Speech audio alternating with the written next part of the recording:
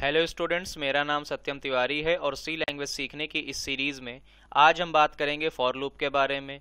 इसके पहले अपने प्रीवियस वीडियोस में हम लोगों ने बात की थी कि लूप क्या होता है, उसका बेसिक कॉन्सेप्ट क्या है और सी लैंग्वेज में कितने प्रकार के लूप होते हैं। तो जैसा कि आप लोग जानते हैं कि जब हमें एक ही टास्क को बार बार रिपीटेड ऑर्डर में एग्जीक्यूट करवाना होता है तो हम लोग लूप को यूज़ करते हैं।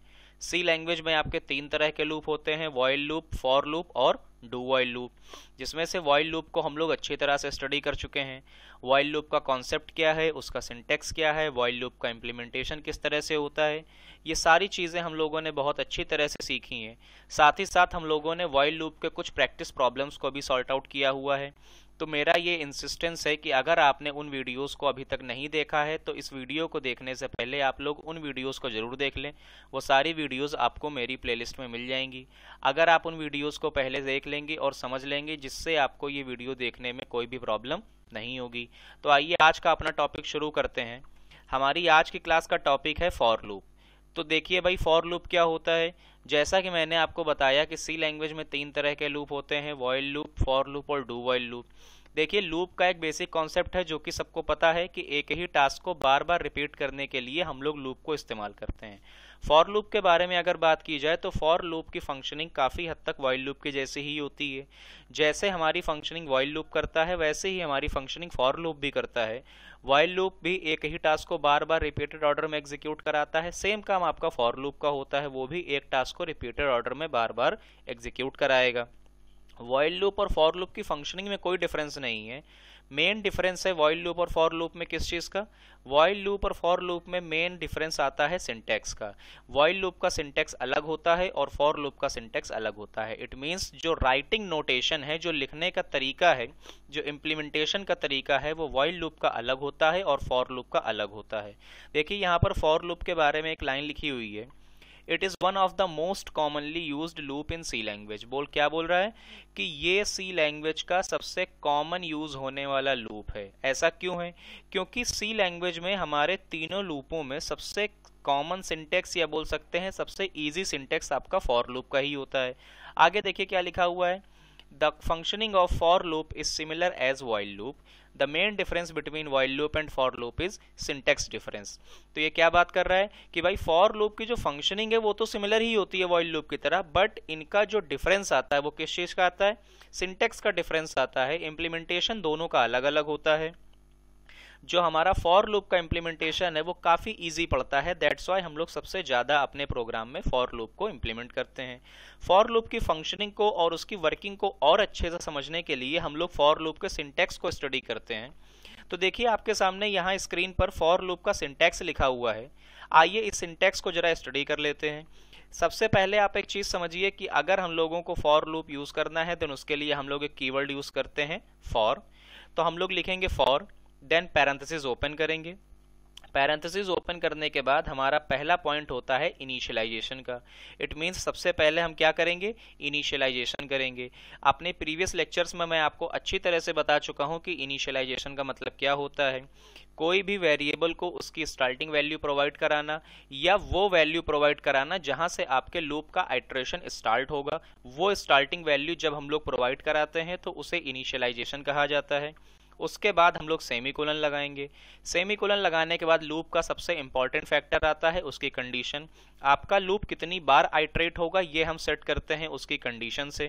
कंडीशन हमें ऐसी लगानी होती है जो अपना पर्टिकुलर टास्क परफॉर्म करने के बाद फॉल्स भी हो जाए, क्योंकि आपको लूप के बारे में एक बात जान लेनी चाहिए कि आप लूप के अंदर एंटर तभी हो पाएंगे जब आपकी कंडीशन सही हो। बट अगर एक बार आप लूप के अंदर एंटर हो गए देन आप उससे बाहर तभी निकल पाएंगे जब आपकी कंडीशन क्या होगी? फॉल्स होगी। इट मीन्स अगर आपने एक ऐसी कंडीशन बिल्डअप कर दी जो कंडीशन कभी भी फॉल्स नहीं हो रही है, तो आपका लूप कभी भी प्रोग्राम कंट्रोल बाहर नहीं निकल पाएगा। What does it mean? It means आपका लूप एक इनफाइनाइट लूप में कन्वर्ट हो जाएगा। आपका प्रोग्राम कंट्रोल हमेशा के लिए स्टक हो जाएगा आपके लूप के अंदर। तो आपको कंडीशन काफ़ी सोच विचार कर रखनी होगी। उसके बाद फिर से सेमीकोलन, और फिर हम अपना तीसरा स्टेटमेंट लिखते हैं इंक्रीमेंट या डिक्रीमेंट, जिसके बारे में आप लोग जानते हैं जो भी वैल्यू हम लोगों ने इनिशियलाइज की है उस वैल्यू को बढ़ाकर या घटाकर, दोनों ही सूरतों में आप वैल्यू को अपडेट कर सकते हैं। दैट्स वाई इसको हम लोग क्या बोलते हैं, अपडेट स्टेटमेंट भी बोलते हैं। तो आप समझ गए होंगे कि फॉर लूप में आपके 3 स्टेटमेंट्स यहाँ पर लिखे जाते हैं। Initialization, it means starting value provide कराना, देन कंडीशन, लूप कितनी बार चलेगा, और वैल्यू को अपडेट करने का स्टेटमेंट। उसके बाद हम लोग यहाँ पर फॉर लूप की बॉडी ओपन करेंगे और इस बॉडी के अंदर वो स्टेटमेंट्स लिखेंगे जो स्टेटमेंट्स हम चाहते हैं कि एग्जीक्यूट हो रिपीटेड मैनर में। वो सारे स्टेटमेंट्स यहाँ पर लिखने के बाद फॉर लूप की बॉडी को हम यहाँ से क्लोज कर देंगे। देन आगे बात करते हैं। ये था आपका फॉर लूप का सिंटैक्स। किस तरह से फंक्शनिंग करेगा इसको जरा समझ लेते हैं। सबसे पहले आपकी वैल्यू इनिशियलाइज होगी। इनिशियलाइज होने के बाद वो कंडीशन को चेक करेगा, क्या ये कंडीशन सही है। अगर कंडीशन सही है तो प्रोग्राम का कंट्रोल इस लूप के अंदर आएगा, अदरवाइज वो कंट्रोल यहीं से सीधा बाहर चला जाएगा। फॉर एग्जाम्पल ये कंडीशन हमारी सही है, प्रोग्राम का कंट्रोल इस ब्लॉक के अंदर आया और इन स्टेटमेंट्स को एक बार एग्जीक्यूट कराएगा। एक बार एग्जीक्यूट कराने के बाद वो इन वैल्यूज को बढ़ाएगा या घटाएगा, इट मीन्स या तो इंक्रीज करेगा या फिर डिक्रीज करेगा। अब उसके बाद एक बार जब वैल्यू को बढ़ा या घटा देगा फिर से कंडीशन को चेक करेगा, क्या ये कंडीशन अभी भी सही है। अगर कंडीशन सही है तो प्रोग्राम का कंट्रोल वापस अंदर आएगा और इन स्टेटमेंट्स को फिर से एग्जीक्यूट कराएगा। उसके बाद फिर से वैल्यू को अपडेट करेगा और फिर से कंडीशन चेक करेगा। अगर कंडीशन सही है तो फिर से ये स्टेटमेंट्स एग्जीक्यूट होंगे। ये प्रोसेस आपका आइट्रेशन तब तक चलता रहेगा जब तक आपके लूप की कंडीशन फॉल्स ना हो जाए। तो आइए इस चीज़ को एक प्रैक्टिकल एग्जांपल के जरिए भी समझते हैं। देखिए यहाँ पर मैंने एक सैम्पल प्रोग्राम बनाया हुआ है। Write a program to print welcome 5 times on output screen using for loop. It means हमें अपने आउटपुट स्क्रीन पर वेलकम प्रिंट कराना है 5 बार फॉर लूप के जरिए। देखिए कैसे होगा। सबसे पहले हम लोगों ने अपना बेसिक कोई कॉन्सेप्ट रखा हुआ है, header files, main function and variables वगैरह। देन हमने देखिए यहाँ पर क्या किया हुआ है, हमने यहाँ पर एक आई नाम का वेरिएबल लिया हुआ है। हमने फॉर लूप इंप्लीमेंट किया। यहाँ पर हमने लिखा हुआ है i इक्वल टू 1। आप अच्छी तरह से जानते हैं कि ये इनिशियलाइजेशन स्टेप है। देन हमने कंडीशन पुटअप की है while i is less than और इक्वल टू 5। इस मीन्स जब तक i की वैल्यू 5 से छोटी या बराबर रहेगी ये लूप चलता रहेगा। देन हमने यहाँ पर i++ लिखा हुआ है। इट मीन्स क्या है, हमने इंक्रीमेंट का स्टेप लगाया हुआ है। तो देखिए ये लूप किस तरह से स्टेप बाय स्टेप एग्जीक्यूट होगा इसको समझ लेते हैं। सबसे पहले i में इनिशियलाइज हुआ 1। देन वो कंडीशन चेक करने के लिए आया, क्या i की वैल्यू 5 से छोटी या बराबर है। आपकी कंडीशन सेटिस्फाई हो रही है, i की वैल्यू अभी 5 से छोटी है। प्रोग्राम कंट्रोल लूप के अंदर आएगा और लूप के अंदर आके एक बार वेलकम को प्रिंट कराएगा। तो आप देखेंगे कि इस तरह से एक बार आउटपुट स्क्रीन पर वेलकम प्रिंट हो जाएगा। देन उसके बाद क्या होगा, एक बार लूप एग्जीक्यूट हो चुका है, अब वो जाएगा लूप की कंडीशन इंक्रीमेंट के लिए। i की वैल्यू यहाँ पर 1 से बढ़ के क्या हो जाएगी, 2 हो जाएगी। i की वैल्यू जब यहाँ पे 1 से बढ़ के इंक्रीज होकर 2 हो गई, देन वो फिर से कंडीशन को चेक करेगा, क्या ये i की वैल्यू अभी भी 5 से छोटी है। कंडीशन बिल्कुल सही है, i की वैल्यू अभी भी 5 से छोटी है। देन प्रोग्राम का कंट्रोल वापस अंदर आएगा और सेकंड टाइम आपका वेलकम आउटपुट स्क्रीन पर इस तरह से प्रिंट हो जाएगा। दूसरी बार लूप चलने के बाद प्रोग्राम कंट्रोल फिर से ऊपर जाएगा और क्या करेगा, i की वैल्यू को इंक्रीज करेगा। इस बार i की वैल्यू 2 से बढ़ के 3 हो जाएगी। 3 होने पर फिर से कंडीशन को चेक करेगा, क्या i की वैल्यू अभी भी 5 से छोटी या बराबर है। आपकी कंडीशन सेटिस्फाई हो रही है, i की वैल्यू अभी भी 5 से छोटी है। प्रोग्राम कंट्रोल फिर से अंदर आएगा और तीसरी बार आपका आउटपुट स्क्रीन पर वेलकम प्रिंट कराएगा। यह आपका थर्ड टाइम वेलकम प्रिंट हो गया। देन इसके बाद i की वैल्यू 3 से बढ़ा के भी 4 कर देगा। 4 करने के बाद फिर से कंडीशन को चेक करेगा, क्या i की वैल्यू अभी भी 5 से छोटी या बराबर है। कंडीशन आपकी बिल्कुल सही है, i की वैल्यू अभी भी 5 से छोटी है। इट मीन्स कंडीशन सही है, तो प्रोग्राम का कंट्रोल अंदर आएगा और इस वेलकम को एग्जीक्यूट कराएगा। 4th टाइम आपका आउटपुट स्क्रीन पर वेलकम ये प्रिंट हो जाएगा।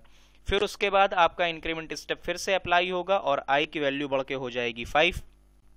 फिर से कंडीशन चेक करेगा, क्या i की वैल्यू 5 से छोटी या बराबर है। i की वैल्यू अगर आप ध्यान से देखें 5 से छोटी तो नहीं है लेकिन बराबर अभी है। बराबर है इसका मतलब क्या है कि लूप की कंडीशन अभी सही है, एक बार आपका लूप और एग्जीक्यूट हो सकता है। देन क्या होगा, 5th टाइम आपका वेलकम प्रिंट होगा। जब 5वीं बार आपका वेलकम प्रिंट होगा उसके बाद वो फिर से जाएगा इंक्रीमेंट के स्टेप के लिए और i की वैल्यू बढ़ के हो जाएगी 6। आई की वैल्यू 6 हो जाएगी, कंडीशन चेक करेगा। अब इस बार आपकी कंडीशन फॉल्स हो जाएगी क्योंकि हमने कंडीशन लगा रखी है आई की वैल्यू 5 से छोटी या बराबर होनी चाहिए, बट आई की वैल्यू इस बार ना 5 से छोटी है और ना ही बराबर है। कंडीशन फॉल्स होगी तो क्या होगा, आपका प्रोग्राम कंट्रोल इस लूप से बाहर निकल जाएगा, लूप का आइट्रेशन जो है वो फिनिश हो जाएगा और आपका प्रोग्राम कंट्रोल लूप से बाहर निकल जाएगा। हमारा टास्क ये था, हमारा ऑब्जेक्टिव ये था कि हमें आउटपुट स्क्रीन पर 5 बार वेलकम प्रिंट कराना था और वो हमने प्रिंट करा दिया है। तो ये था आपके सामने फॉर लूप, उसकी डेफिनेशन, उसका सिंटैक्स और एक सैंपल प्रोग्राम फॉर लूप की फंक्शनिंग को समझाने के लिए। इस प्रोग्राम को कंसोल स्क्रीन पर भी देख लेते हैं कि ये प्रोग्राम किस तरह से एक्ट करेगा। ये हमने एक सैंपल प्रोग्राम बना रखा है जिस प्रोग्राम को अभी अभी हम लोगों ने स्लाइड पर डिस्कस किया। ये प्रोग्राम रन कराने पर हमें आउटपुट स्क्रीन पर 5 बार वेलकम मिलेगा। सबसे पहले इसे कंपाइल करा कर देख लेते हैं। कंपाइलेशन हमारा सक्सेस हो चुका है विदाउट एनी एरर। देन हम इसे रन कराएंगे। जैसे ही देखिए हमने इस प्रोग्राम को रन कराया, आपके सामने आउटपुट स्क्रीन पर 5 बार वेलकम प्रिंट होके आ गया। तो ये था आपका फॉर लूप का बेसिक कॉन्सेप्ट या उसका बेसिक इंट्रोडक्शन। अपने आगे के वीडियोस में हम लोग फॉर लूप के बारे में काफ़ी डिटेल में बात करेंगे। अब अगर ये वीडियो आपको पसंद आया है तो इस वीडियो को लाइक करें, अपने फ्रेंड्स के साथ शेयर करें और इस तरह के और भी वीडियोस को देखने के लिए सौरभ इंस्टीट्यूट के चैनल को भी सब्सक्राइब करें। Bye bye.